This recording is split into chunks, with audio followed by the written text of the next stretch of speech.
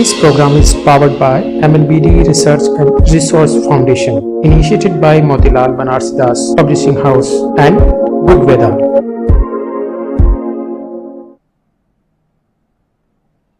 नमस्कार, आप देख रहे हैं वार्तिक टीवी और मैं हूं सुभाष शर्मा। वार्तिक टीवी के इस special programme special enterprise seeking the enlightenment में आप सबका स्वागत है। जैसा कि आप जानते हैं, भारतीय सनातनी ज्ञान परंपरा को लेकर भारतीय वैदिक हमारे जो सारे ग्रंथ हैं उनके सार तत्व के रूप में हमारा ये जो प्रोग्राम है गीता उपनिषद के जरिए, गीता उपनिषद के माध्यम से उसी ज्ञान परंपरा को आपके समक्ष लेकर आने का है। और इस ज्ञान यज्ञ में हमारे साथ आज जुड़ने वाले हैं वेदांत के गढ़ ऋषिकेश से आचार्य राधा जी, जो कि स्वयं गीता उपनिषद की अध्येता हैं, आचार्य हैं और देश में संभवतः है वो पहली महिला टीचर हैं, पहली महिला अध्यापिका हैं, आचार्य हैं, जो जापानीज स्टूडेंट्स को गीता उपनिषद का अध्यापन कराती हैं। और साथ ही आज के प्रोग्राम में हमारे साथ होंगे टाइम्स ऑफ इंडिया ग्रुप के सीनियर एडिटर रहे हुए विख्यात कॉलमनिस्ट श्रीमान विठल जी नाडकर्नी, साथ ही मॉडर्न मैनेजमेंट के senior professor Govind Guru university Godhra Gujarat के Vedvyas centre for modern management के director professor NM Khandelwal ji, और साथ ही भारतीय प्रशासनिक सेवा के रिटायर्ड अधिकारी सीनियर आईएएस ऑफिसर रहे श्रीमान अजीत कुमार सिंह जी, और साथ ही भारतीय मूल के इन दिनों अमेरिका रहने वाले सीनियर प्रोफेसर अनिल जी भाटे। और हमारे इन सब विद्वान पैनलिस्ट को हम स्वागत करें, उनको आमंत्रित करें। इससे पहले आज जो विवेचित होने वाले श्लोक हैं उनके बारे में आपको बता देते हैं। अध्याय 6 के श्लोक संख्या 6 से 10 तक आज विवेचित होने वाले हैं। Chapter 6 श्लोकाज 6 to 10। और जैसा कि आप जानते हैं गीता उपनिषद के ये जो एपिसोड चलाए जा रहे हैं, इसमें वैसे तो हर एपिसोड में ही आपको जीवन जीने की कला और जीवन जीने के जो फार्मूले हैं वो बेस्ट से बेस्ट फार्मूले जो भगवान श्री मुख से निश्चित हुए हैं वो मिलते हैं। लेकिन आज का जो एपिसोड है वो भयंकर रूप से आप यूं समझ लीजिए कि आपके जीवन को आमूलचूल परिवर्तन कर सकता है। ऐसे फार्मूलाज आज भगवान जो है बताने जा रहे हैं। बहुत इंपॉर्टेंट एपिसोड है, विलक्षण एपिसोड है। जैसा कि आप जानते हैं आजकल पूरी दुनिया में योगा के माध्यम से ध्यान योग यानी मेडिटेशन की बहुत ही ज्यादा पॉपुलरिटी है। और मोस्ट बिजी लाइफ के इन जो जीवन का चक्र है हमारा, इस शेड्यूल में लोग कुछ मोमेंट्स के लिए परम शक्ति यानी भगवान से जुड़कर नई एनर्जी और इटर्नल ब्लिस लेना चाहते हैं, उससे जुड़ना चाहते हैं। यदि आप भी ऐसा करना चाहते हैं, यदि आपके दिमाग में भी ऐसी कोई बात है कि आप भी सुबह या शाम जब भी आपको समय मिले उस ब्लिस से जुड़ने का, उस इटर्नल पावर से, इटर्नल एनर्जी से जुड़ने का, ध्यान लगाने का, मेडिटेशन करने का आपका भी यदि मन है, और यदि नहीं मन है तो बना लीजिए, क्योंकि ये बहुत इंपॉर्टेंट चीज है, आपके जीवन में बहुत काम आने वाली चीज है। और ऐसे में ये एपिसोड आपके लिए बहुत उपयोगी है। तो आज का एपिसोड इसीलिए आपके लिए इंपॉर्टेंट है क्योंकि हम सबके गुरु और आचार्य भगवान स्वयं आज ध्यान योग यानी मेडिटेशन के बारे में बताने जा रहे हैं। और इस एपिसोड में भगवान पहले ध्यान योग समझाने से पहले यह बताने वाले हैं कि ध्यान योग के लिए कैसे रहा जाए, किस तरह का बर्ताव किया जाए और किस तरह कूटस्थ की भूमिका का अभ्यास किया जाए और फिर ध्यान में किस तरीके से प्रविष्ट हुआ जाए। इस तरह से आज के एपिसोड में आपको बहुत ही महत्वपूर्ण जानकारियां भारतीय वांग्मय की और भारतीय ज्ञान परंपरा की मिलने वाली हैं।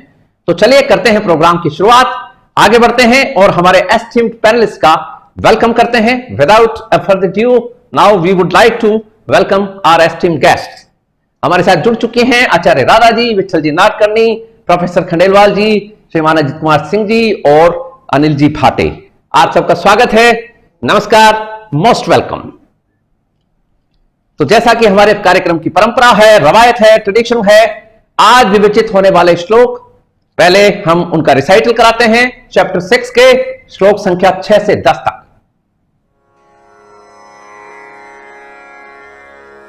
अथ षष्ठोऽध्यायः आत्मसंयमयोगः। संयमयोगः। श्रीभगवानुवाच बन्धुरात्मात्मनस्तस्य येनात्मैवात्मना जितः अनात्मनस्तु शत्रुत्वे वर्तेतात्मैव शत्रुवत्। जितात्मनः प्रशान्तस्य परमात्मा समाहितः। शीतोष्णसुखदुःखेषु तथा मानापमानयोः। ज्ञानविज्ञानतृप्तात्मा कूटस्थो विजितेन्द्रियः। युक्त इत्युच्यते योगी समलोष्टाश्मकाञ्चनः। सुहृन्मित्रार्युदासीनमध्यस्थद्वेष्य बन्धुषु। साधुष्वपि च पापेषु समबुद्धिर्विशिष्यते। योगी युञ्जीत सततम् आत्मानं रहसि स्थितः। एकाकीयत चित्तात्मा निराशीरपरिग्रहः।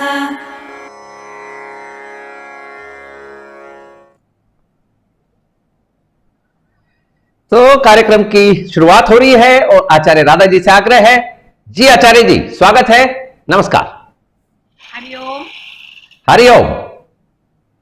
Okay, I'm going to start with the 7th verse and this word Jitatmanaha, which means a person who doesn't have any attachment with his body, mind and intellect, and he uses them to help others.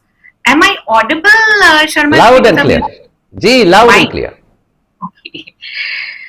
So, in this verse, Shita Ushna, which actually means hot and cold, it should be taken as favorable and unfavorable circumstances. Now, if we look carefully, rain is favorable for a farmer, but it is unfavorable for a pot maker. So, according to your circumstances, you will see everything favorable or unfavorable. Now, this verse also talks about praise and insult. So when a person praises you, why does a person praise you? A person praises you when he is good at heart. And a person who is suffering, and he will try to insult you. Why? Because he is already suffering from inside. A sad person, or he feels humiliated, he feels inferior, then he will insult you. Happy people are those who spread happiness everywhere. And sad people are those who will spread sadness everywhere. Now, Paramatma Samahitaha means a person who is stationed in Paramatma, has oneness with Paramatma.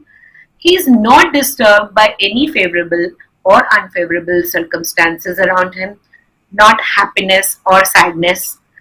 And he is also not affected by praise or insult. Why? Because he is totally unattached with his body, mind, intellect and his ego also.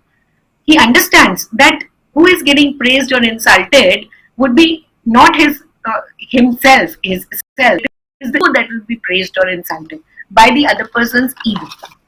It is just an ego play role that we're all seeing. In the 8th verse, here Prabhu talks about Jnanam and Vijnanam. Now, for a Jnana yogi, Jnanam is knowledge, and following that knowledge, being stationed into that knowledge, is Vijnanam. For yogi, the knowledge of karma is Jnanam. And when Vijnanam is having oneness in the success and failures. For a Bhakti yogi, Jnanam is knowing Ishvara. And Bhakti is Vijnanam. Now Bhagavan uses the word Samaloshta Archanaha, which means lump of earth, stone and gold. Having oneness, having same, there is no difference for a Jnani between a lump of earth, stone and gold. He doesn't use the lump of earth to make utensils. He doesn't kick a stone, or he doesn't keep the gold in his treasure. He appreciates all the three as Ishvara's Maya. There is no difference in the value or being, this is a stone and it should be turned into something valuable. Or this is gold, it has value, so it should be kept in the treasure. There is nothing. It is just Ishvara's Maya. Now in the 9th verse here is interesting. So in the previous chapter, 5th chapter, 18th verse, Bhagavan talked about sameness with elephant, dog eater, etc. in the previous verse, he talked about oneness in earth, stone, and gold. Now he says sameness with people, friends, enemies, well-wishers, everybody. You have sameness with people, whether they hurt you, they like you, they hate you, or even they kill you. But you have sameness with them. Why? Because you are responsible for your karma, not responsible for their karma.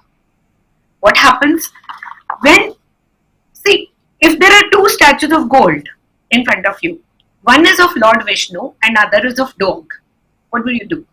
One is capable of worshipping and the other is not even capable of looking at, but they're made of gold. So what do? You keep them in the treasure. Now Ishvara says, Lord says that I am the material and maker of this entire universe. So how can you differentiate between people? These are relations. It is easy for a person to appreciate a sadhu, but it is very difficult for a person to appreciate a papeshu. Why? Because he will look at a sinner as a sinner. Oh, this person has done a lot of sins. So he will have the hatred or dvesha towards him.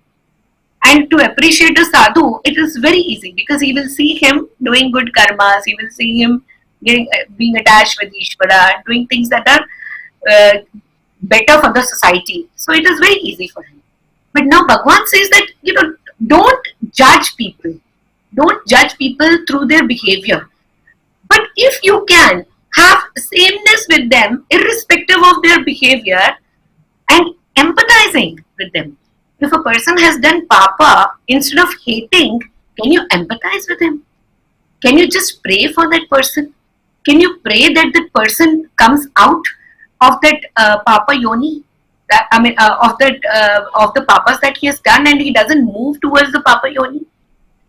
Now, by having attachment with a person's behavior, you are actually getting attached with asat. And by having attachment with Ishvara, you are gaining attachment with Sat. So Bhagavan is talking about having attachment with Sat here. He's saying that if you have attachment with Asat, what are you doing? You're moving from this body which you have gained after doing so much of punya karmas. You're going to come out of this body and go into the other papa yonis, which is going to be very, very difficult for you. Now, okay, so instead of judging or having the behavior issues with people, when you see somebody as udasina, who doesn't interfere when anybody is fighting, he doesn't interfere when whatever anybody is doing, or madhyastha.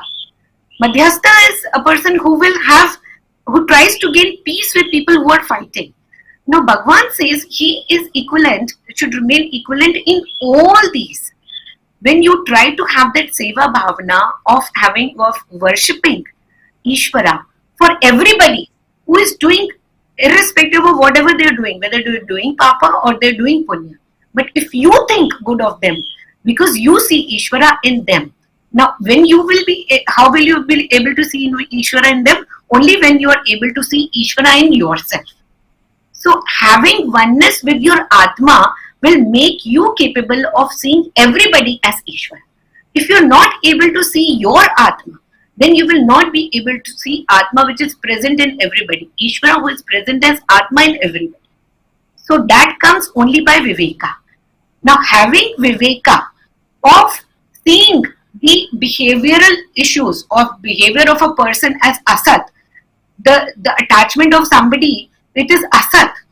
It is going to be destructible for him also. Why? Because he is getting attached to everything that is destructible.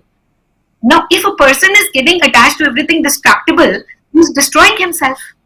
But a person who is getting attached to Sat is capable of lifting himself.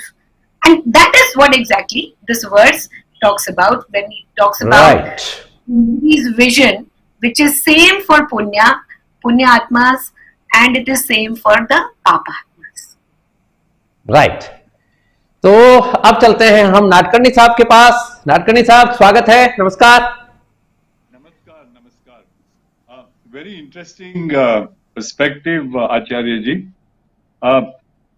On a personal note, I was at the Udgam of the river Krishna just a couple of days ago. And suddenly I realized that I have to come and take part in this Samaroha, this Mahayagna of Jnana.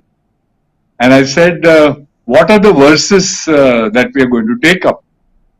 And while my mind was there, I was at this Udgam, at this Gomukh, where this fabulous river, this great Krishna river, which is so mighty, beginning with such a small flow but powerful flow.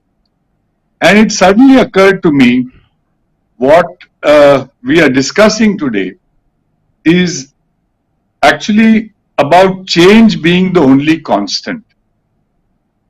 पानी तो बहुत force से निकल रहा था, उसको capture करना तो असंभव था.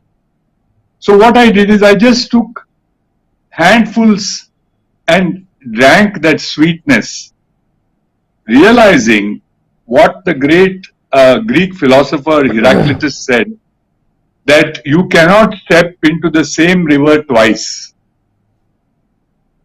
How do we relate to this, that insight to the verses here? The constancy is within, the flux is outside.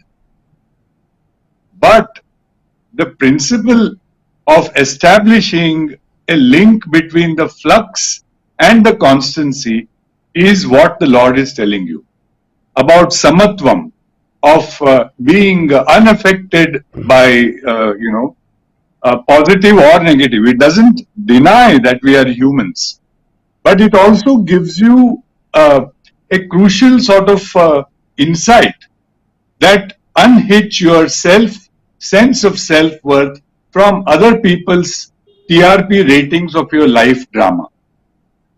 Self-worth should not be verified by others' criteria. You are worth because you say so. This is what someone like Wayne Dyer would say in his all-time bestseller, Your Erogenous Zones. But the downside of such a great insight is that one can also easily become one's own worst critic or enemy. And this is the critical insight that we are discussing today. The self, as we saw in the last episode, Atmeva Atmano Bandhu Atmeva Ripuratmana. Now, this error can get compounded when we, not being conscious of oneself sabotage is one folly. But being indifferent or uncaring, even when you are aware, of what you are possibly going to do or what you do not do, that may be a greater harm that you are doing. And this is shown by the case, the interesting case of Duryodhana, where he says, Janami dharmam nachame pravrutti, janami adharmam nachame nivrutti, kenapi devena rudistitena, yatha niyukto asmi tata karomi. So, look at the way he's parceling off, saying, मेरे हृदय में कोई भी बैठा है, बसा है, वो प्रभु नहीं है, वो मुझे बोल रहा है कि, don't go away from papa karmas, don't go towards good karmas. Now, that kind of moral ambivalence or nonchalance is extremely scary.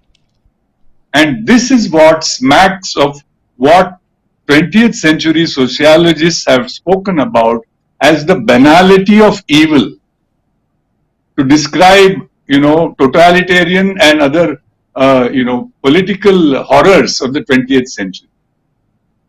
From our individual perspective, narcissistic self-aggrandization or self-flagellation on the reverse side of the sort that villains like Duryodhana indulge in might be more worrisome.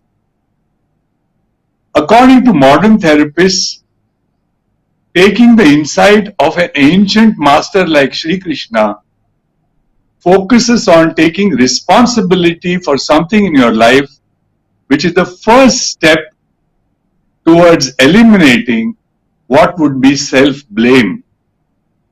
Don't be surprised when you run into disapproval, say these masters, because it is the hallmark of the mature human being to accept negativity as one of the givens of being engaged in the public life. It does take all sorts to make up an audience or a jagat as we know. In the ultimate analysis, how a bunch of people around you treat you or look upon you is their karma. But more crucially, how you react to them, how you moderate or modulate your own responses is entirely up to you. And this is where you can find your best friend within yourself. If you realize, if you are not friendly with yourself, if you are not attached to the wrong things. What are the wrong things? Putting the cart before the horse. So you just act first, just do it and modulate your responses accordingly without being affected by the outcome. This is the essence, I would imagine, of the verses that we are discussing. Thank you. Right. तो अब हम चलते हैं भाटे साहब के पास. Professor Anil Kumar ji भाटे हमारे साथ हैं. नमस्कार, स्वागत है. Namaste ji. Namaskar to everybody. Have you got him? Yeah. I was just doing some preparation, so I read up stanzas 6 to 10, and मुझको लगा कि भगवान कुछ बता रहे हैं यहाँ पे, और 6 स्टैंजा में वे बता रहे थे कि माइंड कंट्रोल करो. मन ही आपका मित्र है, मन ही आपका दुश्मन है. ये बाद में आता है, मगर भगवान कह रहे हैं कि माइंड कंट्रोल करो. और 7th श्लोक में वे बोलते हैं कि जो आदमी माइंड कंट्रोल कर सकता है वो सीधा परमात्मा के पास पहुंच जाता है. तो this is something that I read 55 years ago. At that time, I was attracted to reading Gita, and I was trying to understand it. I was a young man in my 20s, early 20s at that time. And तो मैंने सोचा कि ये तो बहुत बड़ी बात है कि माइंड कंट्रोल करना है, और अगर मैं माइंड कंट्रोल कर सका तो मैं परमात्मा के पास पहुंच जाता हूँ. ऐसा ही भगवान बोल रहे हैं. सो आफ्टर दैट क्या हो गया कि I was in 1973 I was teaching micro electronics in IIT Bombay में. तो क्या है कि I am a totally research oriented person. तो हमने माइक्रो इलेक्ट्रॉनिक टेक्नोलॉजी सब IIT के लैब में डेवलप की, और मैं वही टेक्नोलॉजी पढ़ाने लगा. मगर being at that time I started thinking कि I should start doing Vipassana. तो मैंने जोरों से 1973 में ही विपස්සना साधना करना चालू कर दिया. But being research oriented person, I was thinking कि साधना तो करता हूँ, मगर अध्यात्म में रिसर्च भी करना चाहिए. तो मैंने साइकोलॉजिकल एक्सपेरिमेंट्स करना चालू किया साधना के साथ, कि माइंड कंट्रोल करना है, ऐसा भगवान ने बोला है. तो मैं देखूंगा, एक्सपेरिमेंट करके देखूंगा कि मैं माइंड कंट्रोल कर सकता हूँ या नहीं. तो आई डिड, बहुत जोरों से विपස්සना की और बहुत जोरों से एक्सपेरिमेंट भी किए, ध्यान लगा के माइंड में, साइकोलॉजिकल एक्सपेरिमेंट्स. मगर बहुत विपස්සना करने के बाद आई केम टू रियलाइजेशन कि जब मैं इतनी विपස්සना की कि ऐसी स्थिति में आ गया कि I mean, in vipassana we observe the vibrations within the body with equanimity. मगर ऐसी स्थिति आ जाती है बाद में कि कोई वाइब्रेशन रहता ही नहीं. And at the same time, I came to a realization that when that condition occurs, then I go into a पूर्ण निर्विचार अवस्था, complete thoughtless condition.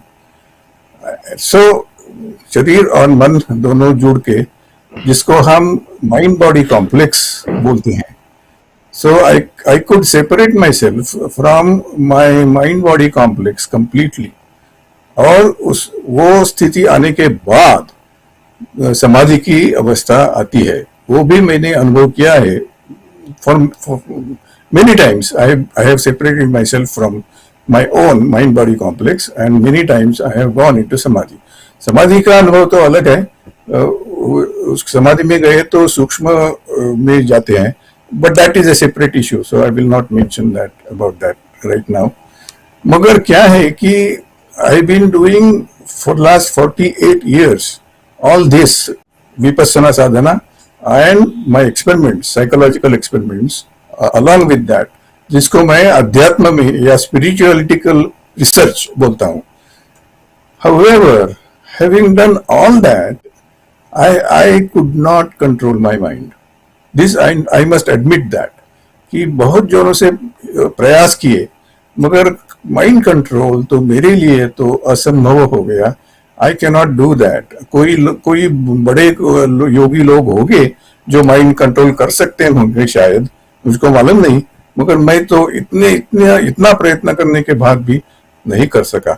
So my experience is that I can go beyond the mind. I can go into a state where mind doesn't exist.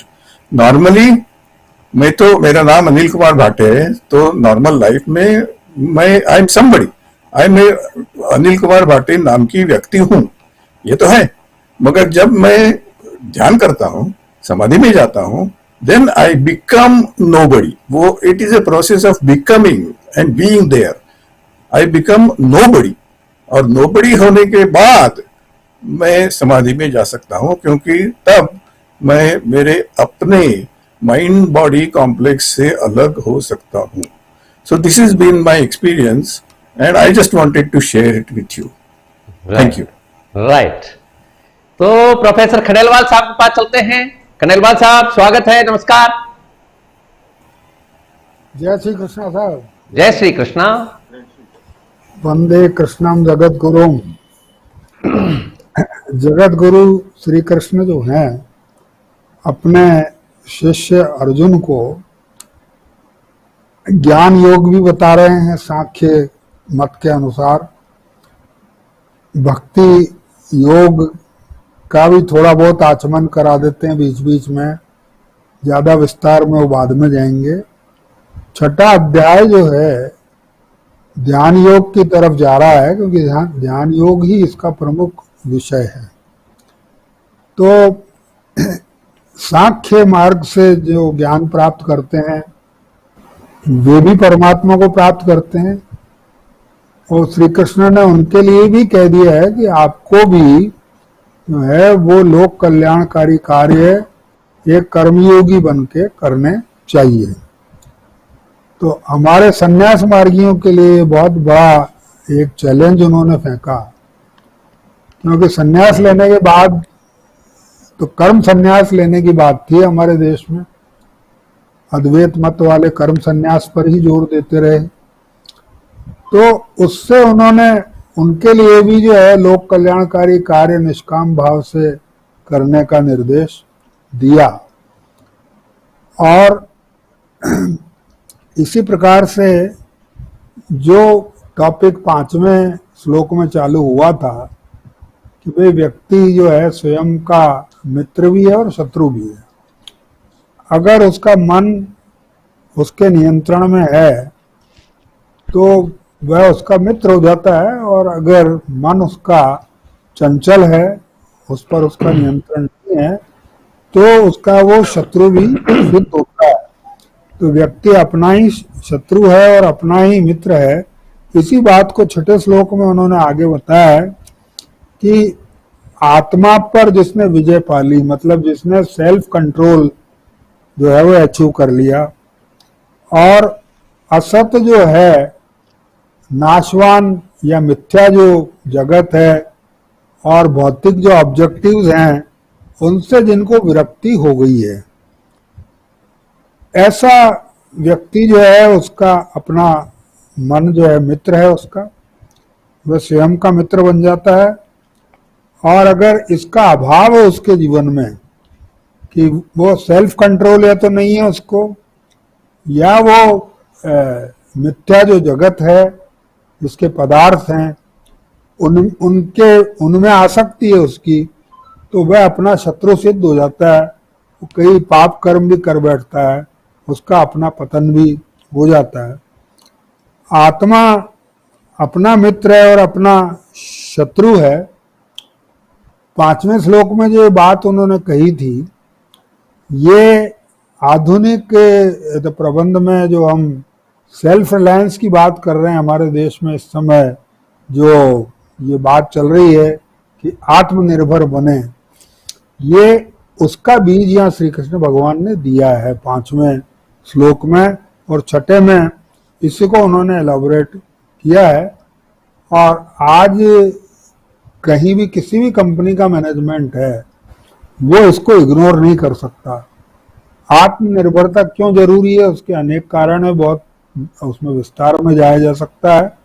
अंतर्राष्ट्रीय कारण भी हैं, कई हमारे जो डोमेस्टिक जो रीजंस भी हैं उसके। आत्मनिर्भरता होनी चाहिए। और फिलोसॉफिकली रथ के रूप में जब हम देखते हैं चित्र को, तो कृष्ण केवल संचालन उस रथ का कर रहे हैं, वो स्वयं युद्ध नहीं कर रहे हैं। अर्जुन से ही उन्होंने कहा कि युद्ध करना नहीं करना ये तेरा निर्णय होगा, मैं तेरे मार्गदर्शन दूंगा, फिर भी निर्णय लेना ये तुम्हारा काम है, तो तुम्हें क्या करना है, संन्यास लेना है या युद्ध करना है, कर्म करना है। मैं तो यही कहूंगा कि सन्यासी को भी लोक हित के लिए निस्वार्थ भाव से जो है वो कर्म करना चाहिए। लेकिन फिर भी उन्होंने निर्णय थोपा नहीं उसके ऊपर, बहुत डेमोक्रेटिक लीडर की तरह से उन्होंने उसको जो समझाया, उसके सारे जितने शंका थे उनका समाधान किया। 7वें श्लोक में आत्मा अपना मित्र हो जाता है, तब वह द्वंद्वों से दूर हो जाता है। जितने भी द्वंद्व हैं, सुख दुख का द्वंद्व है, शत्रु मित्र का द्वंद्व है, जितने द्वंद्व है इनसे वो मुक्त हो जाता है, मतलब समता की स्थिति को वो प्राप्त कर लेता है और निर्विकार होकर के रहता है। उस पर सफलता या असफलता जैसी चीजों का प्रभाव नहीं पड़ता, वो निष्काम भाव से अपना कर्म कर सकता है और इस प्रकार कर्म करते हुए वो परमात्मा को पा लेता है। तो यहाँ जो अंतिम उद्देश्य बताया है, परम जो परमार्थ बताया जीवन का, वो परमात्मा को पाना है। और उसका एक मार्ग जो है वो फल संन्यास का मार्ग उन्होंने जो वो बताया है। तो कर्म संन्यास का वो समर्थन नहीं करते, और संन्यास मार्गी जो है, सांख्य मार्गी हैं, उनको भी उन्होंने यही कहा है कि आप भी निष्काम भाव से कर्म अपना करिए लोकहित के लिए, और इस मार्ग से भी आप परमात्मा को प्राप्त कर सकते हैं। अब ये 8वें और 9वें श्लोक में परमात्मा की प्राप्त जिसने कर लिया है, ऐसे व्यक्ति के लक्षण क्या हैं, इसके बारे में बताया गया है। अंतःकरण उसका ज्ञान विज्ञान से तृप्त रहता है। अंतःकरण में किसी प्रकार का द्वंद्व और किसी प्रकार का विकार, किसी प्रकार का संकल्प विकल्प नहीं रहता। इंद्रियों पर उसका नियंत्रण स्थापित हो जाता है। सब परिस्थितियों में मानसिक स्थिरता उसमें रहती है। इमोशनल जो क्वोशेंट की बात है यहाँ श्री कृष्ण करते हैं कि जीवन में उतार चढ़ाव आते हैं। जीवन जो है वो एक सीधा राजमार्ग नहीं है, लेकिन वो अपने पुष्कर घाटी का रास्ता है। उसमें चढ़ाई भी है और उतार भी है। या माउंट आबू जब जाते हैं अपन, तो वहां जैसा रास्ता देखने को मिलता है। जीवन इस तरह का मार्ग है, उसमें हम चढ़ते भी हैं तो उतरना भी पड़ता है, फिर वापस चढ़ना पड़ता है। ये सब चलता रहता है, जीवन में उतार चढ़ाव होते हैं। इन सब परिस्थितियों में जो मानसिक रूप से स्थिर रह सके, उत्थान पतन से जिसके बुद्धि जो है वो विचलित नहीं होती, न तो वो बहुत ज्यादा जो खुशी के मारे पागल हो जाता है, और नहीं वो जो है वो डिप्रेशन में आ जाता है, शोकग्रस्त हो जाता है। दोनों से ही वो बचा हुआ रहता है। तो आज मैनेजमेंट वर्ल्ड में लीडरशिप को जो सर्च करने वाली जितनी भी कंपनियां हैं, जो रिक्रूटमेंट करती है, उनका रिसर्च फाइंडिंग यही कहता है कि लीडरशिप रोल के लिए जिनको हम सेलेक्ट करते हैं उनका इमोशनल कोशेंट बहुत हाई होना चाहिए।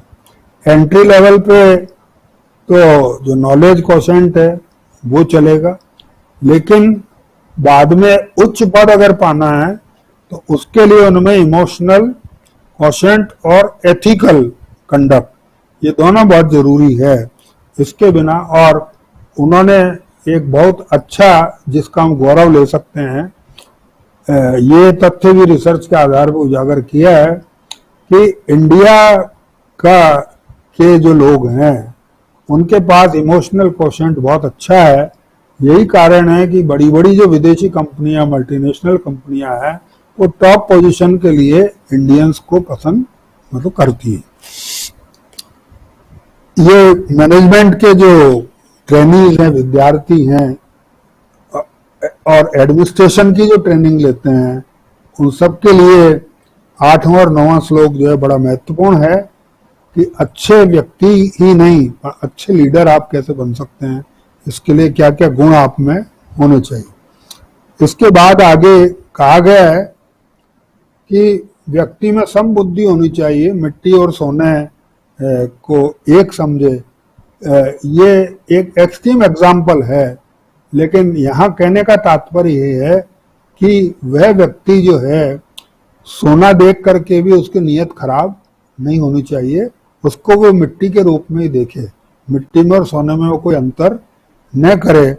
तो एथिकल लेवल उसका इतना हाई होना चाहिए, उसकी बुद्धि सम रहनी चाहिए, मित्र शत्रु में उदासीन रहे, सम बुद्धि उसकी रहे। तो यही कहा जाता है कि मैनेजमेंट में भी वही सफल होता है कि जो बुराई से दूर रहता है लेकिन बुरे व्यक्ति से घृणा नहीं करता। क्योंकि आपको महादेव की तरह से सांपों को भी आभूषण बना के धारण करना पड़ेगा। आप अगर बड़े पद पर हैं तो आपको अच्छे बुरे सभी लोगों से पाला पड़ेगा। अगर आप लोगों से शत्रुता, मित्रता और मतलब उदासीनता के बंधन में पड़ जाएंगे, अगर आप जजमेंटल एटीट्यूड अपनाएंगे तो आप एज ए लीडर सफल नहीं हो सकते। और प्रीजस्ट तो किसी को करना ही नहीं चाहिए। जैसे मोदी जी ने भी कहा था कि उनसे कोई भी विश्व के नेता के बारे में जब बात की जाती थी तो मैंने कभी भी उसके लिए अपना प्री माइंड सेट नहीं रखा। उससे मैंने व्यवहार किया, व्यवहार करने के बाद में मैंने अपना जो था उसके साथ में रिलेशनशिप मेंटेन करने की बात रखी, लेकिन पहले से मैंने अपना माइंड जो है उसके प्रति प्रेजुडिस्ड नहीं किया। तो मैनेजमेंट में टॉप लीडरशिप पोजीशंस में वही लोग सफल होते हैं कि जो शत्रु मित्र उदासीन की जानकारी तो रखते हैं लेकिन जजमेंटल माइंड जो है वो ज्यादा नहीं रखते अपना, और प्रत्येक व्यक्ति में श्रद्धा रखते हैं कि हर व्यक्ति में सुधार की संभावना है, उनको सुधारा जा सकता है, ये उनमें विश्वास रहता है। उनके प्रति घृणा का भाव या उनके प्रति बहुत अटैचमेंट का भाव उनके दिमाग में नहीं आता। वो गुण ग्राहक होते हैं, लेकिन जो अवगुण हैं, अवगुणों से वो दूर रहेंगे। लेकिन किसी को अवगुण अगर आ गया, अवगुण से ग्रस्त भी हो गया, तो भी उस व्यक्ति के प्रति वो घृणा नहीं करेंगे, वो अपनी समबुद्धि रखेंगे। ऐसा व्यक्ति सर्वश्रेष्ठ होता है। तो यहाँ श्री कृष्ण भगवान जो है वो लीडर की क्वालिटीज बता रहे हैं कि टॉप लीडरशिप पोजीशन के लिए किस प्रकार का व्यक्ति होना चाहिए। 10वें श्लोक पर बात मैं दूसरे राउंड में। बिल्कुल ठीक है, बिल्कुल ठीक है। अब हम चलते हैं सिंह साहब के पास में। स्वागत है, नमस्कार। नमस्कार नमस्कार जी, नहीं मैं सुन रहा हूं, जहां ऐड करना होगा मैं बताऊंगा। ओके ये ठीक है तो एक राउंड हमने पूरा कर लिया है गो सेवा के प्रकल्प के अंतर्गत गोरस का एक उत्पाद हमारे दर्शकों के लिए।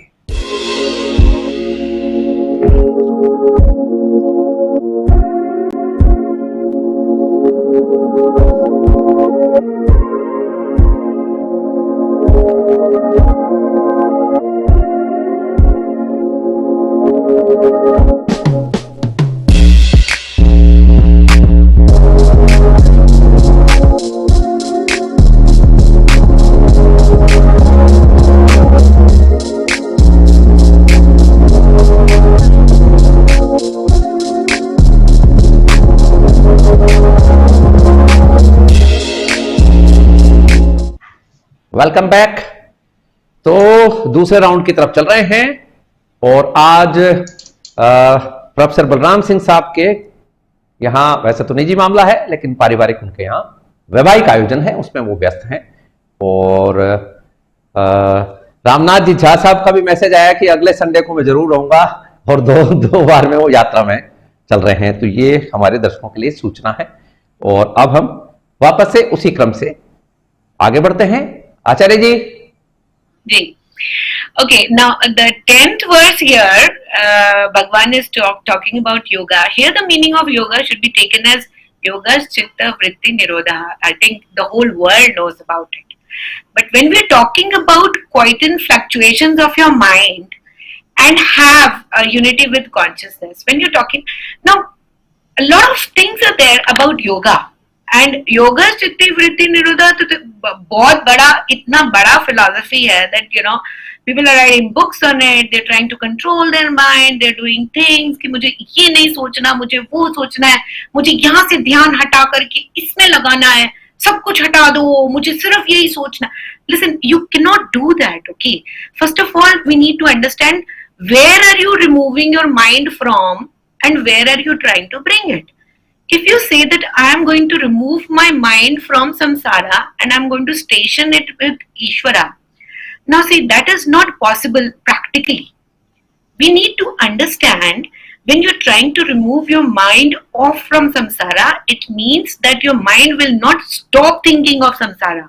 वो stop नहीं करेगा, उसमें thoughts आने बंद नहीं हो जाएंगे। आपको सिर्फ attachment की बात है। You need to be unattached with those thoughts. Bhagwan is using the words here like ekaki, etc. He's saying that ekaki, okay, when you're in a secluded place and you're looking at your thoughts, don't say that I don't want to think about it. No, that is not possible. Let the thoughts come. That is the job of mind to have thoughts. But what are we supposed to do? Ignore the thoughts that are not going to give us the permanent happiness. When you're in a conscious state, a state of consciousness का क्या मतलब होता है? When I say that I am one with Sat and I am consciously awakened, what does that mean? It doesn't mean that you stop living the life that you're living right now. No, live the same life, do the same work, be in the same situations, but understand that if you be in the same situation and with attachment with them, then you're falling. And if you're not attached with those situations, then you're rising. That is being attached with the Sat and unattached with Asat. आप ये नहीं कर सकते कि मैं अपना mind train कर रहा हूं कि मैं भगवान के बारे में ही सोचूंगा और कुछ नहीं सोचूंगा. That is not possible. Why? Because whatever you are thinking of, is that not Ishvara? अगर आप प्रकृति के बारे में सोच रहे हैं, आप सोच रहे हैं कि प्रकृति में मनुष्य के बारे में सोच रहे हैं, आप एक पर्टिकुलर इंसान के बारे में सोच रहे हैं, क्या वो ईश्वर नहीं है? Then how are you training your mind? See, you need to see Ishvara in such a asataham. When Bhagavan says that later, he said Sat and Asat both are me, but you're getting confused through the words. Now, having an attachment, when you say that I am thinking of this person, why? Because you're thinking of your pleasures and your gains or your sorrows. But when you are thinking of a person and you see him as Ishvara, then you're not attached. So thoughts ko aane dijiye. Let the thoughts come. What are you supposed to do? Look at the thoughts and then say that am I attached to them or not? Here ekaki, I think, should be taken with monam also. Meditation is not very fruitful without monam. When you say that I'm watching my thoughts, then if you use your mouth to respond to the thoughts by having monam, you will have a control on your mouth. You're not having oneness with the thought. ये thought आ गया, मुझे इसे respond करना है. आप जब respond करते हो तो आप meditation नहीं कर रहे हो. जब आप उसको respond नहीं करते हो, when you're clearly able to see that thought, then you're actually moving towards having an attachment or an attachment. You'll be able to choose. When you're able to choose, then you can see that asat and sat difference. उसमें बोलते हैं हम विवेक. But if we talk about meditation, suppose I say that okay, all of us sitting here, let's not think about a black rabbit. Will we be able to do that? Not even for a minute. आप बोलोगे कि मुझे ये नहीं सोचना है, आपका दिमाग फिर वहीं जाएगा. So when you say that I'm not supposed to think about this person, मुझे इसके बारे में सोचना ही नहीं है, इसने मुझे बहुत hurt किया है, इसने मुझे बहुत pain दिया है, आपका दिमाग फिर वहीं जाएगा. Why? Because you're trying to fool your mind. आप mind को बेवकूफ बना रहे हो. Mind is not to be fooled around with. It's only to watch your thoughts. When you start watching your thoughts, then you understand that okay, there is just oneness with consciousness. फिर आपके लिए मोक्षा भी कुछ नहीं है. Ishvara is this state of consciousness which comes after awareness of yourself. When you say that I am not this body, I am myself, I am one with the self, that is awareness. From there you move towards the supreme consciousness and that is gaining oneness with Ishvara.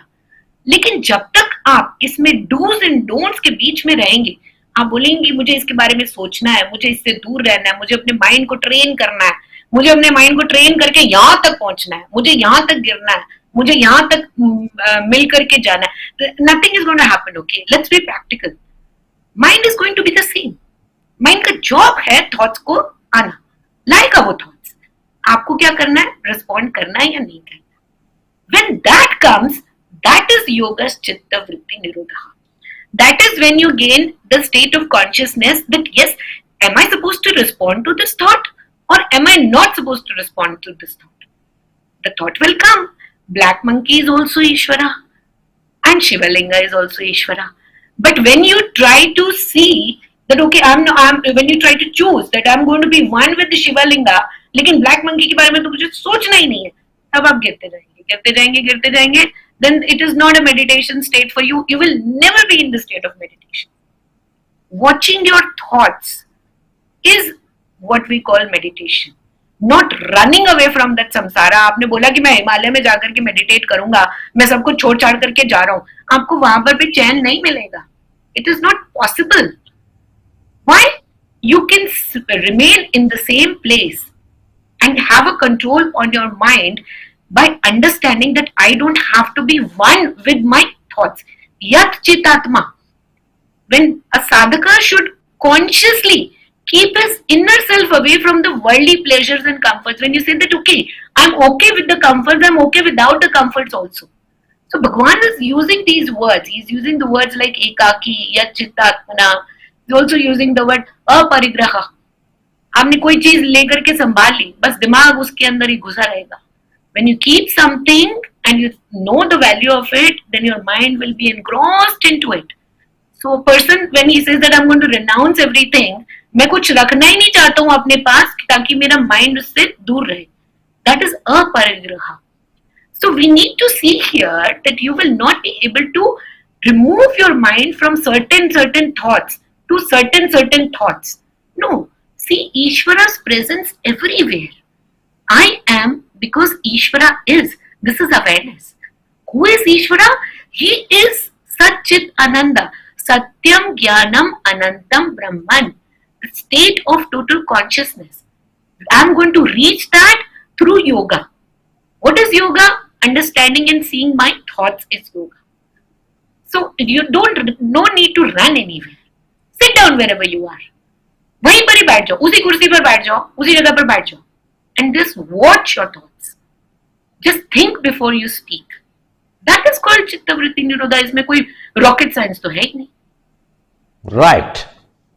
तो हमारे यहाँ तो इस तरह के दृष्टांत उपलब्ध हैं कि कसाई का काम करने वाला भी योग में था और चमड़े का काम करने वाला भी योग में था.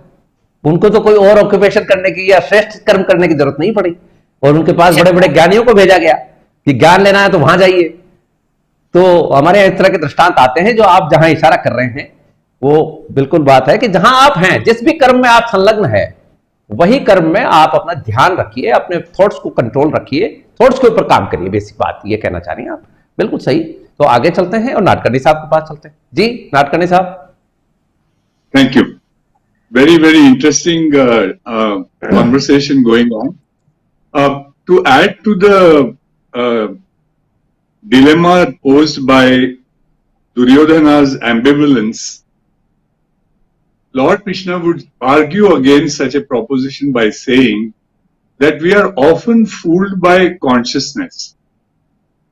He points out that how we see things is often shaped by our own karma or previous experience. So the methods of isolation, sitting and meditation and one-pointed nasagra attention, all these are actually methods of cleansing the stream of consciousness in such a way that consciousness or vijnana is transformed into unmediated cognition or jnana. The truth of such a realization is what leads to our cessation of suffering, which in turn is supposed to lead the aspirant, like Arjuna, to bliss or the true ananda of being, Sat Chit Ananda, which is mentioned in all the spiritual traditions of India. Ananda, which literally means joy from all sides, in the spiritual context is supposed to be that eternal aspect of Brahman. Despite all the change that you are seeing, there is a constantness to Brahman, the isness that someone like a Jain master or a Buddhist master would talk about. All of them recognize suffering as an inseparable aspect of the human condition. Each religion, however, attempts to address it in its own distinctive way.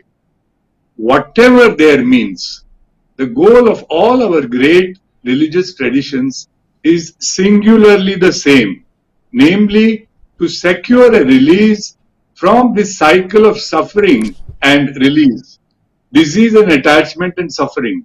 In this, nirvana would, a Buddhist would say, is realization of the non-self and emptiness.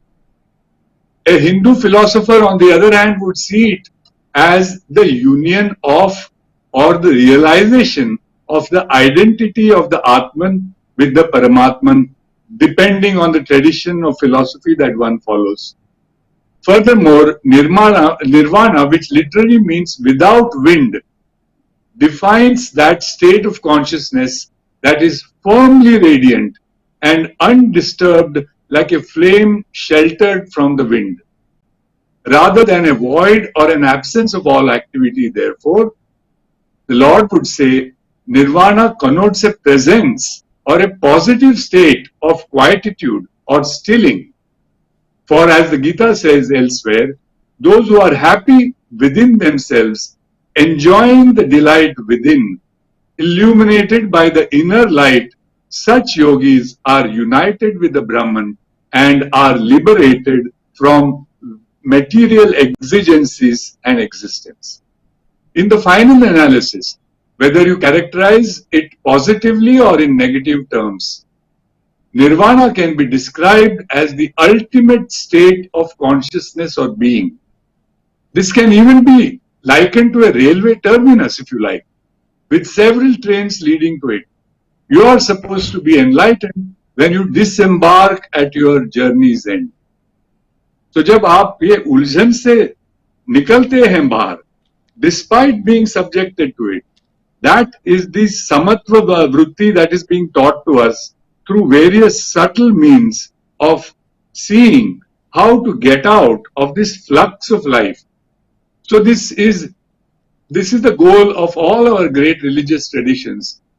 This, whether you call it laya, tattva, shunya, paramapada, samadhi, unmani, all these are described as death-killing and bliss-making.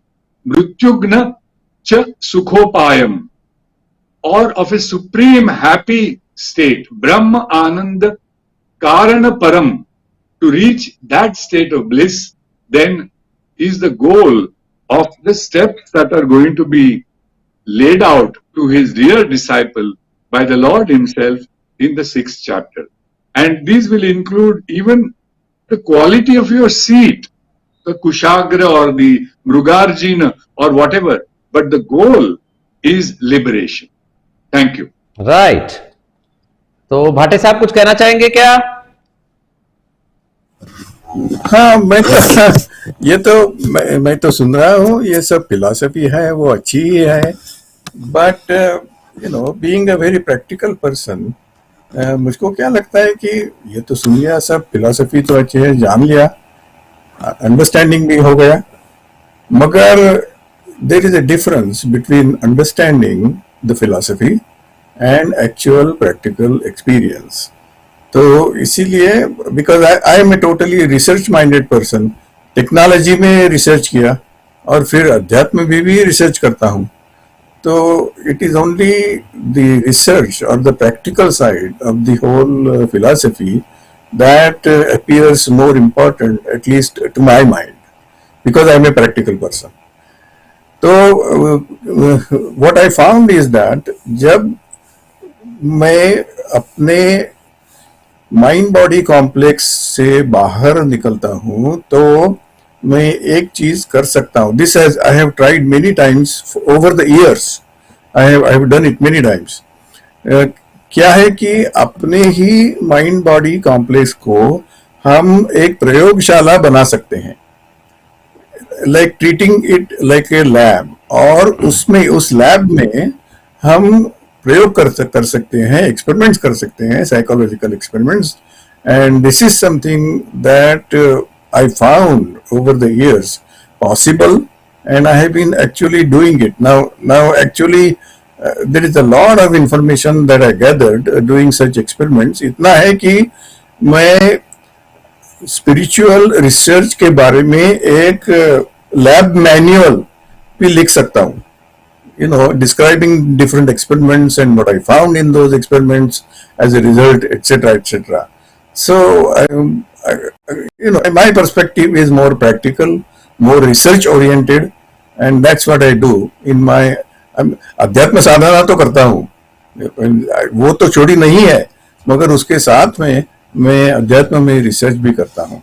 और सिंह साहब कुछ नहीं बोल रहे हैं, उनके लिए मैं एक प्रश्न पूछना चाहता हूँ. Can I ask a question to him? Yes yes please.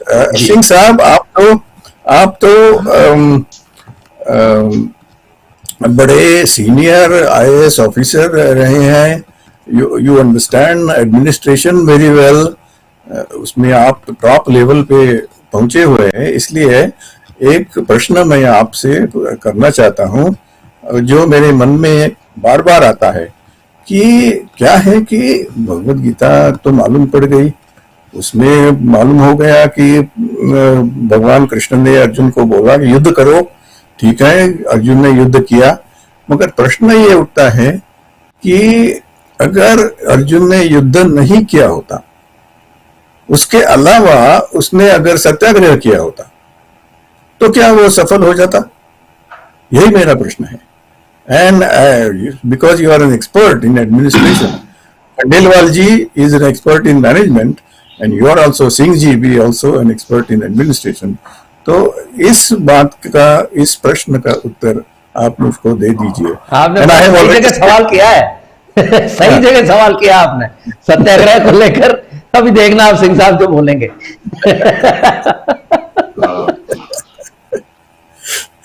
Subhash ji और समस्त पैनलिस्ट को नमस्कार. देखिए, अगर अर्जुन वैसे नहीं करते, बहाने वो कई कर सकते थे, लेकिन अंततः जो हम कर्म की बात करते हैं और कर्म योगी के बारे में बात करते हैं, जो हम लोगों ने पहले भी डिस्कस किया हुआ है, तो कर्म योगी का एक कर्तव्य है धर्म की पालना करना, और धर्म की पालना हेतु कर्तव्य करना. जो महाभारत युद्ध के समय कुरुक्षेत्र में जब खड़े थे कृष्ण और अर्जुन, अगर अर्जुन उस समय मना करते तो अंततः वही होता जो कई जगह होता है कि अधर्म की जीत जो है धर्म पर हो जाती है. ऐसी परिस्थितियां देखिए सर, जब हम किसी भी ऑर्गेनाइजेशन में भी काम करते हैं या किसी भी पोजीशन में हैं, हमारा whatever be our occupation, हम लोगों को कई बार ऐसी परिस्थितियां देखने को मिलती हैं कि हमारी स्थिति वही होती है जो अर्जुन की हुई, अर्जुन की तत्समय हुई होगी. कि क्या इस कार्य को करना है या इस कार्य को नहीं करना है। इस कार्य को करने से क्या धर्म की पालना हो रही है या अधर्म की पालना हो रही है, और कार्य नहीं करने से क्या धर्म की पालना हो रही है, अधर्म की पालना हो रही है।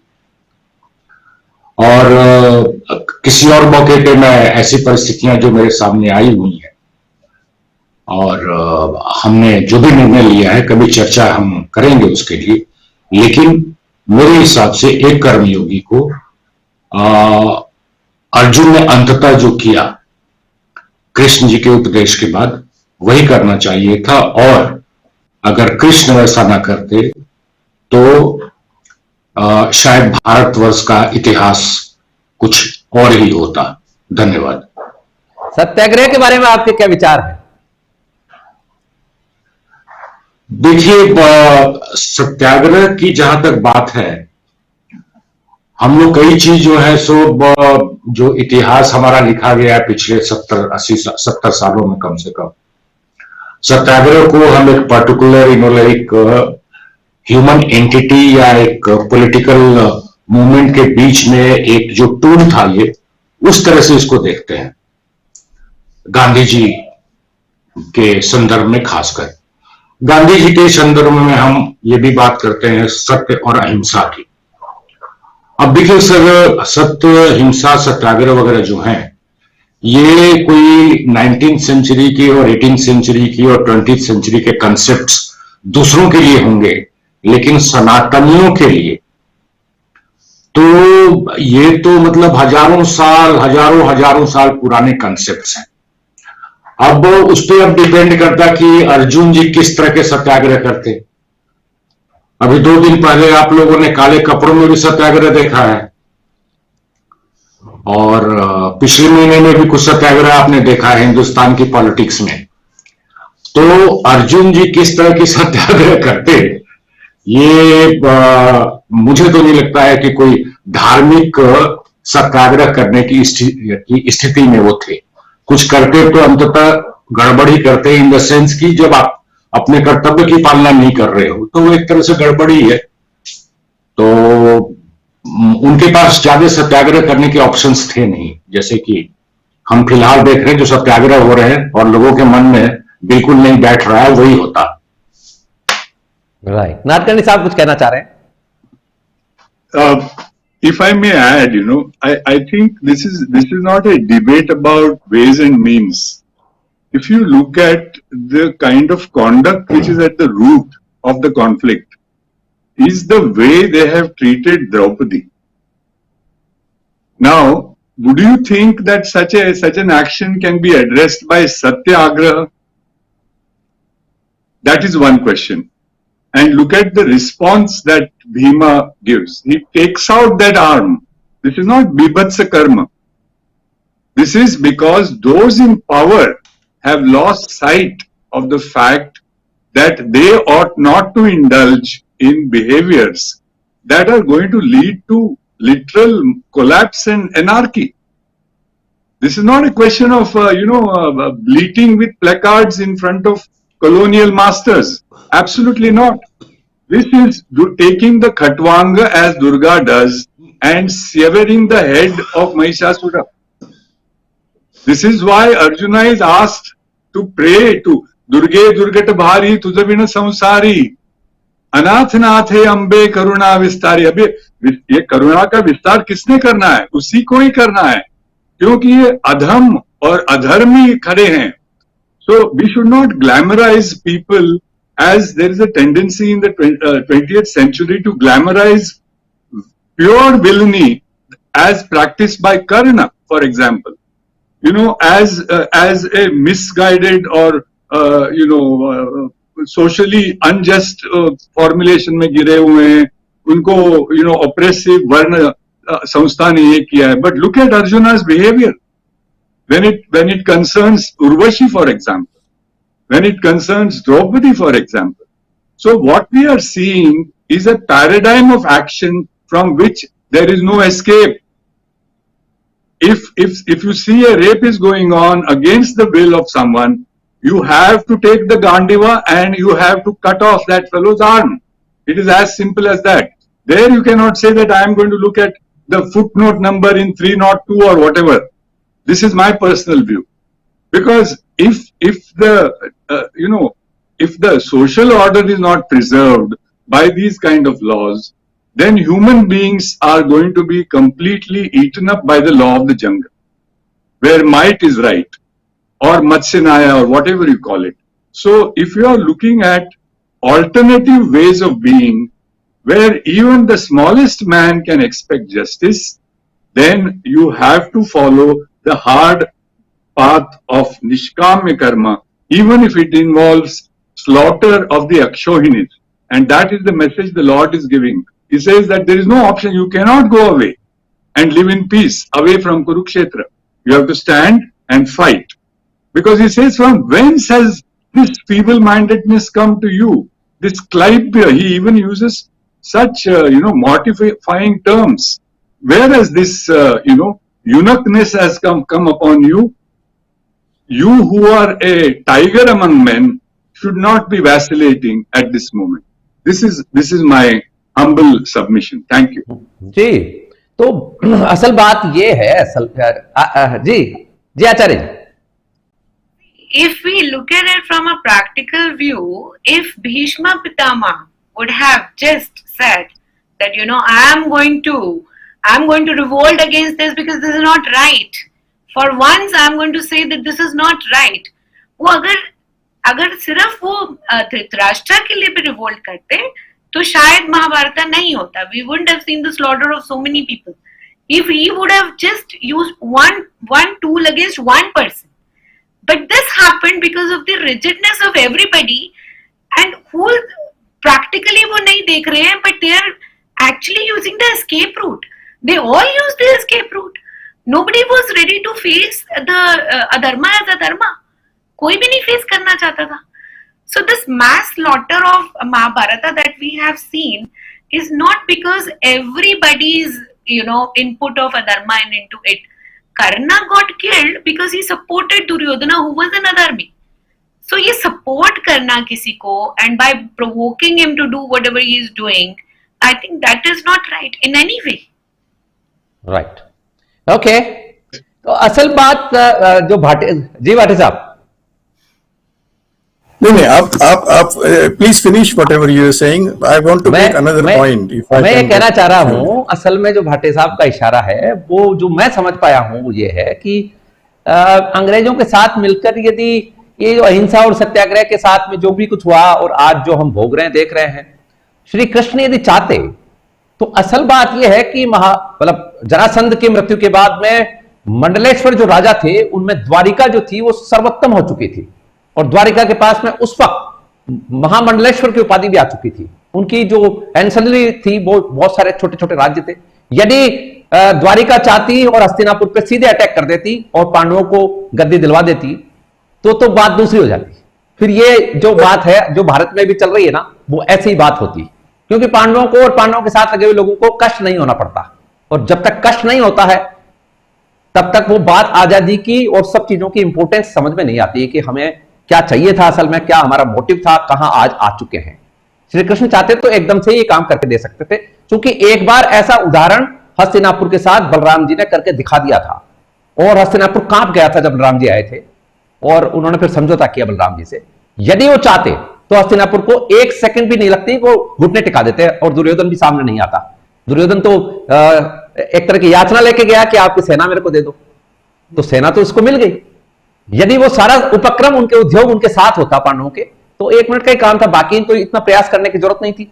और जहां तक बात है युद्ध की, तो यदि मैं मानता हूं कि दुर्योधन और उसकी जो कूटर मंडली थी वो नहीं होती, पुरंजन जैसे लोग जो थे, उसके साथ लगे हुए लोग थे, वो नहीं होते, तो राज्य तो आधा बंट ही चुका था. ययाति की जो पुरानी राजधानी थी वारणव्रत, वो उनको मिल चुकी थी, और इन्होंने अपने प्रयासों से बहुत भव्य तरीके से उसको बना भी लिया था. लेकिन दुर्योधन की और पुरंजन की जो कुचालें थी, उसकी वजह से हुआ ये सारा खेल. तो जी भाटे साहब, थोड़ी एक बात, कुछ मिनट अगर मिले तो I just wanted to mention. Please go. I talked about I talked about vipassana. I also talked about my spiritual research in performing experiments in my own mind-body complex, sadhana करते समय उसमें जाके. But I also would like to mention here that even though I just mentioned Vipassana, there is another aspect of my meditation or practice. मैंने शक्तिपात लिया है and I have been practicing Kashmir Shaivism, Kundalini Jagrati also for last 43 years in parallel with my Vipassana. And I've been doing research even in that, in Kashmir Shaivism as well. I have performed experiments कि कुंडलिनी जब जागती है और षटचक्र भेदन होता है, वो कुंडलिनी अपने स्पाइनल कॉर्ड से ऊपर जाके मस्तिष्क से टॉप ऑफ द हेड तक पहुंच जाती है, तो क्या अनुभव होता है, कैसे होता है, व्हाट आर दीज प्रोसेसेस. तो उसके लिए in after retired I been a practice professor of engineering and computer science for 40 years. उसके बाद मैंने I took early retirement voluntarily and for last 10 years I've been studying neuroscience, क्योंकि मुझको मालूम करना है कि कुंडलिनी जागृति का उसमें रहस्य क्या है टेक्नोलॉजिकल पॉइंट ऑफ व्यू से. तो उसमें भी मैंने रिसर्च किया है और I can tell you what I found. What I found is that there are हमारी जो नर्वस सिस्टम है उसमें it is a situation of multiple databases. हजारों नहीं, लाखों स्मॉल डेटाबेसेस होते हैं और उनका नेटवर्क होता है. जो न्यूरॉन्स का नेटवर्क हमारे नर्वस सिस्टम में होता है ना, तो हर एक न्यूरॉन में एक छोटा छोटा डेटाबेस होता है और जो कुछ काम हम कर रहे हैं उसका डेटा एंट्री एक एक डेटाबेस में हो जाता है. और विपස්සना में क्या होता है कि वो एक एक डेटा एंट्री ऊपर आती है, कॉन्शियस माइंड में आती है, और जब उसके रिफ्लेक्शन बॉडी में जो पड़ता है उस वाइब्रेशन को हम साक्षी भाव से देखते हैं, तो वो डेटा एंट्री इज रिमूव्ड. तो my finding in my spiritual research tells me क्या है कि अगर हम कोई कर्म करें और करते करते ऐसा करें कि सबकॉन्शियस माइंड के डेटाबेस में हमारे अपने नर्वस सिस्टम में जो मल्टीपल डेटाबेसेस का नेटवर्क है उसमें से किसी डेटाबेस में उसकी डेटा एंट्री होनी ही नहीं चाहिए. क्योंकि अगर डेटा एंट्री हो गई सबकॉन्शियस माइंड में और हमारे नर्वस सिस्टम के डेटाबेस के कोई पार्ट में, तो उससे ही हमारा फेट उगल जाता है. और हमारा जो फेट होता है, हमारा जो नसीब होता है, उसमें दो भाग होते हैं. एक को बोलते हैं क्रियामाण और दूसरे को बोलते हैं प्रारब्ध. तो क्रियामाण तो एवरीडे प्रैक्टिस में हम जो कुछ करते हैं, जो कुछ क्रिया करते हैं, उससे जो नसीब निकल जाता है, क्योंकि उसकी एंट्री डेटाबेस में, अंतर मन के डेटाबेस में हो जाती है, और उस from that arises our fate from as a result of our day to day actions. वो क्रियामान होता है. मगर पिछले जो कुछ कर्म किए हैं उनका भी डेटा एंट्री जो डेटाबेस में हुआ है, उनसे जो फल निकलता है और हमको भुगतना पड़ता है as a fate, as a नसीब, दैट इज प्रारब्ध. तो अगर हम ऐसा करें कि पहले वाली कोई डेटा एंट्री डेटाबेस में रहे ही नहीं, वो डिलीट हो जाएंगे, तो उससे प्रारब्ध निकलेगा ही नहीं. और अगर प्रारब्ध निकला नहीं तो उसका जो फल है जो हमको भुगतना पड़ता है वो भुगतना नहीं पड़ेगा. This is my technological research finding in the meaning of the Vipassana as a technological process and Kashmir Shaivism and all that, looking at it as a technological process. So I can combine my technological research with spiritual research and figure out what are the processes that are happening when we meditate. Thank you. Right. Professor Khandelwal साहब के पास चलते हैं. जी खंडेलवाल साहब. तो श्री कृष्ण भगवान ने 9वें श्लोक तक ज्ञान मार्ग की बात की है. ज्ञान मार्ग से परमात्मा तक कैसे पहुंच सकते हैं और ऐसे व्यक्ति के क्या गुण होंगे, ये उन्होंने बताया। लेकिन मुझे ऐसा प्रतीत होता है कि इस उपदेश का अर्जुन पर कोई विशेष प्रभाव उन्होंने नहीं देखा होगा, तो वो दूसरे विकल्प की ओर जा रहे हैं। 10वें श्लोक में वो ये विकल्प देते हैं कि समबुद्धि अगर ज्ञान मार्ग से नहीं प्राप्त हो सके तो उसका वैकल्पिक मार्ग जो है वो ध्यान योग है। ध्यान योग के द्वारा आप समबुद्धि को प्राप्त कर सकते हैं। ऐसा योगी जो है वो भोग बुद्धि से दूर रहता है। अगर भोग बुद्धि होगी उसकी, खूब खाने पीने ऐश करने वाला होगा, तो ध्यान नहीं लगेगा उसका।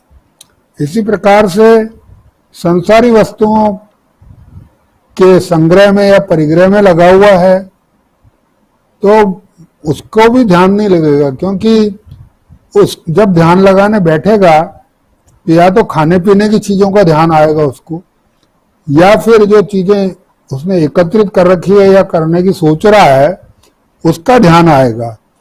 तो इसलिए ध्यान योग के मार्ग पर जाने के लिए ये आवश्यक है कि जो ध्यान योग की प्रैक्टिस करना चाहता है, एक तो भोग बुद्धि और दूसरी संग्रह वृत्ति, इनका वो त्याग करे, कामनाएं न रखे और अंतःकरण और शरीर को अपने वश में रखे, तभी वो उसका योग जो है वो सिद्ध हो सकता है, ध्यान योग। इसके लिए एकांत की आवश्यकता भी उन्होंने बताई है और अपने मन को एकांत में वो निरंतर परमात्मा में लगाता है। मतलब वो साक्षी भाव में रह करके इस बात का ध्यान कि उसके विचार क्या आ रहे हैं, अपने विचारों को वो ऑब्जर्व करता है खुद। अब सवाल ये है कि ध्यान योग तो आजकल जो है, जिसको मेडिटेशन कहते हैं अंग्रेजी में, अंतर्राष्ट्रीय स्तर पर इसका महत्व बढ़ता जा रहा है। अधिकांश देशों में एक ये बहुत बड़ा बिजनेस भी बन चुका है, ल्यूक्रेटिव बिजनेस बन चुका है कई जगह, और हर गुरु अपने अपने हिसाब से अपनी ब्रांडिंग करने में लगे हुए हैं। ओरिजिनल जो गुरु थे उन्होंने तो कभी पेटेंट वगैरह लिया नहीं। हमारे भारतीय ऋषि मुनियों ने जो पेटेंट कराने का नहीं सोचा कभी। तो जो पतंजलि हैं, महर्षि पतंजलि, मूल तो उनका योगदान है। बाद में हर गुरु अपने अपने हिसाब से ब्रांडिंग आजकल दुनिया में कर रहा है। किसका ध्यान योग कितना जो है सफल है वो अपने अपने अनुभव की बात है। लेकिन मैं अगर बिल्कुल धरातल पर जाकर के बात करूं तो स्कूल जाने के पहले मेरा परिचय ध्यान शब्द से हो गया था। घर में शिक्षित लोग नहीं थे, पढ़े लिखे नहीं थे, वो मुझे जो टोकते थे कई बार, उसमें ध्यान शब्द काम में लेते थे। बेटा ध्यान से काम करो, बेटा ध्यान से चलो, कहीं गिर जाओगे ध्यान नहीं रखोगे तो। और मारवाड़ी में कहते थे थारो चेतो कटे जाए है, चेतो ठाणे रख, चेतो ठाणे रख। तो ग्रामीण जो भाषा है, बोलियां हैं, उनमें भी ध्यान शब्द काम में आता है। पढ़े लिखे लोग भी ध्यान शब्द का उपयोग करते हैं। और जो जो कार्यालय हैं, कहीं भी, चाहे सरकारी हो चाहे निजी क्षेत्र के हों, वहां भी जब किसी को इशारा किया जाता है कि तुमने ध्यान से काम नहीं किया, तो ये कहते हैं भाई मन लगा के काम कर, थोड़ा ध्यान से काम कर। ये उसको संकेत दिया जाता है। तो ध्यान शब्द जो है वो कॉमन यूसेज का शब्द है। और अगर अंग्रेजी में उसको हम कहें तो अपने काम को ड्यू केयर और डिलीजेंस के साथ करना, इससे इसको जोड़ा जा सकता है। तो व्यक्ति अपने कर्तव्य को निष्ठापूर्वक करे, ध्यान से करे, तभी उसकी परफॉर्मेंस अच्छी आती है। और मैनेजमेंट में आजकल टोटल परफॉर्मेंस तो मैनेजमेंट एक विषय के रूप में जो विकसित हुआ है, इसमें ध्यान का बड़ा महत्व है। और ध्यान के सेशंस भी कंपनियों में आजकल आयोजित किए जाते हैं। इनके दोनों ही उद्देश्य हैं, अच्छी फिटनेस या अच्छी हेल्थ, मतलब मेंटल हेल्थ, फिजिकल हेल्थ, उसके लिए भी करते हैं, और दूसरी तरफ व्यक्ति की परफॉर्मेंस इंप्रूव हो, इस पर भी ध्यान दिया जाता है कि वो ध्यानपूर्वक अपने काम को करे। तो कॉमन यूसेज का भी वर्ड है और ये ऋषि मुनियों का भी शब्द है, ऊंचे नीचे सभी जगह ये काम में आता है। लेकिन कहने का मतलब ये है कि आपका कंसंट्रेशन अपने काम में होना चाहिए, और यही ध्यान का सबसे बड़ा मैनेजमेंट में व्यवहारिक उपयोग है, ऐसा मेरा मानना है। अभी जो विषय डिबेट आप लोगों ने की, उसमें मैं थोड़ा सा योगदान देना चाहता हूँ कि सत्याग्रह की जो बात की, अर्जुन सत्याग्रह करता तो क्या रहता, जो प्रश्न किया गया है, मेरा निवेदन है कि गीता के क्रमों पर अगर आप ध्यान दें तो प्रारंभ में ही अर्जुन ने तो संन्यास लेने का निर्णय ले लिया था, तो सत्याग्रह का विकल्प उसके पास नहीं था। सत्याग्रह का विकल्प कहाँ होता है कि जब जिसके सामने आप सत्याग्रह करना चाहते हैं उसमें सत्य का कोई अंश शेष बचा हो। सत्य का अंश शेष होता तो शायद महाभारत युद्ध टल सकता था, लेकिन सत्य का शेष कहीं बचा नहीं था। उस समय के जो बड़े बड़े ज्ञानी ध्यानी विद्वान थे, जिनको परमात्मा के दर्शन भी होते थे, साक्षात अनुभव करते थे, वो श्री कृष्ण अवतार हैं भगवान विष्णु के, ये जानते थे वो अच्छी तरह से। वो लोग भी जो है वो अधर्म के साथ खड़े थे महाभारत के मैदान में। तो जब सब जिनसे आशा आप कर सकते हैं, वहां कहीं भी किसी में सत्य का लेश बाकी नहीं बचा हो। गुरु द्रोणाचार्य भी जब ये कह देते हैं कि मनुष्य तो अर्थ का दास है, तो मुझे अधर्म के साथ क्यों खड़ा होना पड़ रहा है, क्योंकि मैंने नौकरी करने की गलती की, राजकीय सेवा की। और ये अनुभव जो है पितामह को भी हो रहा था कि मैं गलत जगह पे खड़ा हूं, लेकिन क्या करें, वो कह मैं वचन से बंधा हुआ हूं, वचन दे रखा है कि हस्तिनापुर के सिंहासन की मैं रक्षा करूंगा। लेकिन बार बार उनके दिमाग में आता है तो क्या मुझे अधर्म की भी रक्षा करने के लिए आना पड़ेगा, ऐसा तो सपने में ही नहीं सोचा था उन्होंने। तो जो स्थिति उनके जीवन में आई, उससे कुल मिला के श्री कृष्ण ने उनको बाद में जो संकेत दिए, उपदेश दिया, अंत में उनका जब शरीर छूटने वाला था उसके पहले उन्होंने यही कहा कि हमें इस प्रकार की शपथ नहीं लेनी चाहिए जिससे कि हम ही जो है वो अधर्म की तरफ जाके खड़े हमें होना पड़े। तो इस तरह की शपथ लेना बन जाते हैं फिर, हाँ, आत्मेव रिपुरात्मन बन जाते हैं। हाँ, अपने ही शत्रु हम बन जाएं, ऐसी स्थिति हमारे सामने आ जाए, तो ये संकेत उनको दिया गया था। तो सत्याग्रह का जो विकल्प है वो तो अर्जुन के सामने बिल्कुल नहीं था, क्योंकि सत्य का लेश जो है वो धृतराष्ट्र की राजसभा में कहीं बचा नहीं था। जो थोड़ा बहुत आशा थी उसको विदुर को भी दुर्योधन ने अपने पद से अलग कर दिया था, प्रधानमंत्री पद से उनका भी अपमान करके उनको निकाल दिया गया था, वो तीर्थ यात्रा पे चले गए थे। अब ये है कि धर्म का लेश मात्र भी होता जिसके सामने आपको सत्याग्रह करना है तो शायद होता, पर हमने इतिहास से कुछ गलत चीजें सीख ली कि सत्याग्रह महात्मा गांधी ने किया इसलिए आजादी मिल गई हमको, ये हमारी गलतफहमी है। आजादी मिली उसका अगर पूरा इतिहास ध्यान से लोग पढ़ेंगे तो उनको मालूम लगेगा कि द्वितीय विश्व युद्ध के बाद जो है वो इंग्लैंड भी संभालना वहाँ मतलब ब्रिटिश क्राउन के लिए जो है बहुत ही कठिन हो गया था। तो इतने बड़े कॉमनवेल्थ को संभालने की तो बात ही छोड़िए, आप अपना घर संभालना उनके लिए मुश्किल था। ऐसी स्थिति में वो आ गए थे। तो उस समय भारत के आंदोलन को अपने सुभाष बोस जो मतलब सैनिक अपने संघर्ष के ऊपर उतारू थे, इन सब चीजों से अंग्रेज बहुत भयभीत हो चुके थे और उन्होंने जाते जाते शैतानी यही की कि देश के टुकड़े करवाने का जो है षड्यंत्र चला। तो हमारे पास शायद उस समय चाणक्य नहीं था और शकुनी जो है वो अपने डिजाइन में सफल हो गया, ऐसा मुझे लगता है। I entirely agree with Khandelwal जी, बहुत अच्छे। I am totally in agreement with you. Because after being a professor of engineering and computer science, I became chairperson of a business management department and I retired as a chairman of business management. तो मैंने management भी काम किया है. And whatever you said Khandelwal ji, I am in total agreement with you. Thank you. अच्छा, कुछ connectivity है साहब हमारे बीच में, बहुत अच्छी बात है. नहीं, ठीक बात है. आज आपने एक बहुत अच्छी बात कही. और ये जो भारतीय जो लोग हैं जिनको बड़ा सराहा जाता है और बड़ी बड़ी कंपनियों में लिया जाता है, क्योंकि वो जो संस्कार हैं, जो इमोशन जिसको आप कह रहे हैं, उसको एक नाम हम यहां बात करते हैं संस्कारों की. बचपन से किस तरह के शब्द सुनाई देते हैं, जो शब्द आपने बोले हैं कि बेटा ध्यान से काम करना, ध्यान रखना अपना, ये जो बात है, तो वो ध्यान असल में तो वही ध्यान है जिसको कि आप कह रहे हैं पतंजलि के बारे में. पतंजलि ने कोडिफाइड किया इस सारी योग चित्त वृत्ति निरोधा वाली चीज को.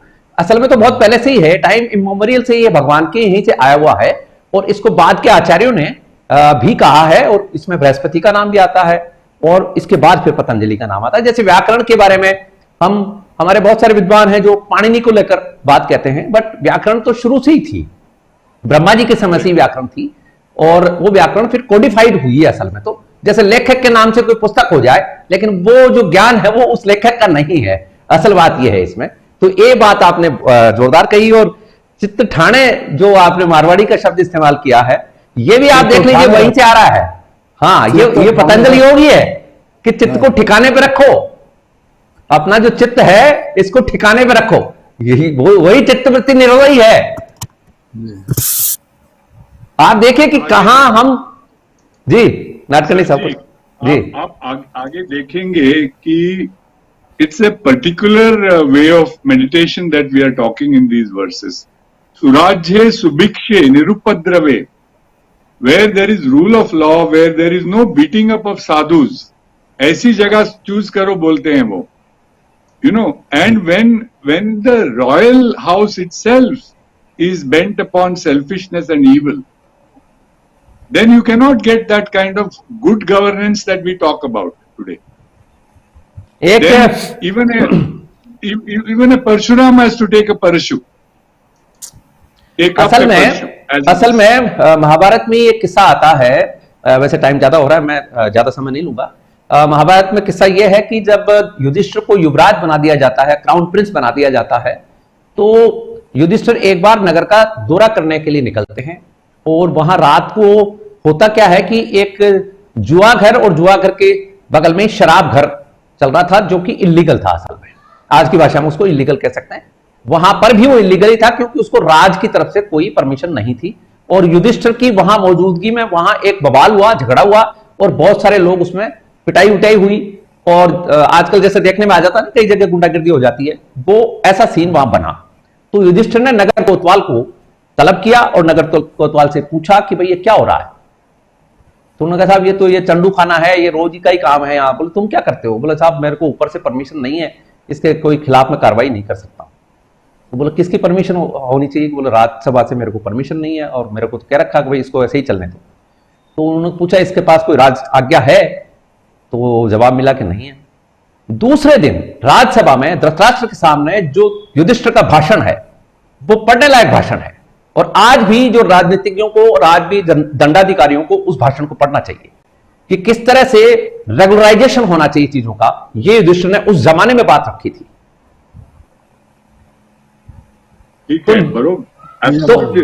तो ये बात जब आपने कही है कि उस सभा में से तो सत्य तो कहीं था ही नहीं, सत्य उड़ चुका था. असल में गुंडे लुच्चे चोर लफंगों के हाथ में व्यवस्था आ चुकी थी हस्तिनापुर की राज्यसभा की. तो जो खंडेलवाल साहब कह रहे हैं वो बिल्कुल सही है कि सत्य तो वहां बचा ही नहीं था. बिल्कुल ऊपर से कमाई करना चाहता था. सर जी भगवान खुद कहते हैं कि धर्म को ग्लानि आ गई है. यस. तो उनको अवतरण करना पड़ रहा है. यदा यदा ही धर्मस्य ग्लानिर्भवति भारत. आना पड़ा ना, सारथी बने कि नहीं हो, इसीलिए तो बने. हाँ, तो आप देखिए सामने है ही नहीं धर्म. अब इसको यूं भी देख सकते हैं कि तत्कालीन समय में हस्तिनापुर जो थी वो विश्व की सबसे बड़ी राज्यसभा कहलाती थी. आज का जो अफगानिस्तान है, यहाँ के जो राजा थे वालिक कहलाते थे, वालिक राज्यसभा के मेंबर थे. आज का जो ईरान है, ये पल्लव थे, ये भी उस राज्यसभा के मेंबर थे. ये तो कभी बात करेंगे कि हस्तिनापुर की इतनी इंपॉर्टेंस क्यों थी और भगवान को ही क्यों आना पड़ गया, क्योंकि पापाचार इतना बढ़ गया था। हस्तिनापुर की राज्यसभा से पूरा विश्व का संचालन एक तरह से हो रहा था उस समय, और वहां यदि ये गलती हो जाए तो फिर तो बात ही खत्म हो जाए। युधिष्ठिर के वार्णव्रत में जब इंद्रप्रस्थ बना है, वहां जब राजसूय यज्ञ हुआ है, उसमें जिन जिन राजाओं के आगमन की सूचना है वो यदि पढ़ ली जाए तो समझ में आ जाता है कि वो कितनी इंपॉर्टेंस की बात थी उस समय। इसलिए जरूरी हो गया था कि सत्य की स्थापना होनी चाहिए थी और वो हुई। तो चलिए समापन करते हैं। किसी को और हमारे एस्टीम पैनलिस्ट को कहना हो तो कह लीजिए 1 मिनट में, और नहीं तो हो गया हो तो हम समापन कर रहे हैं। तो ये था, आपने सुना हमारा आज का कार्यक्रम, और आज के कार्यक्रम में हमारे साथ जुड़ी हुई थी आचार्य राधा जी, विठल जी नाडकर्णी, प्रोफेसर NM खंडेलवाल जी, IAS retired Ajit Kumar Singh ji, professor Anil ji भाटे। आप सबका बहुत बहुत आभार, धन्यवाद, नमस्कार। तो ये था हमारा कार्यक्रम गीता उपनिषद जिज्ञासु की दृष्टि में।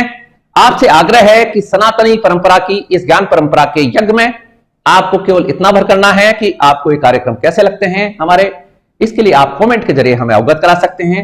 और एक हम खुला निमंत्रण भी आप सभी सुधी दर्शकों को देना चाहते हैं कि आप में से भी कोई यदि हमारे इस गीता उपनिषद के कार्यक्रम में प्रतिभागी के तौर पर, पैनलिस्ट के तौर पर ज्वाइन होना चाहते हैं तो आप हमें कमेंट के जरिए बता सकते हैं।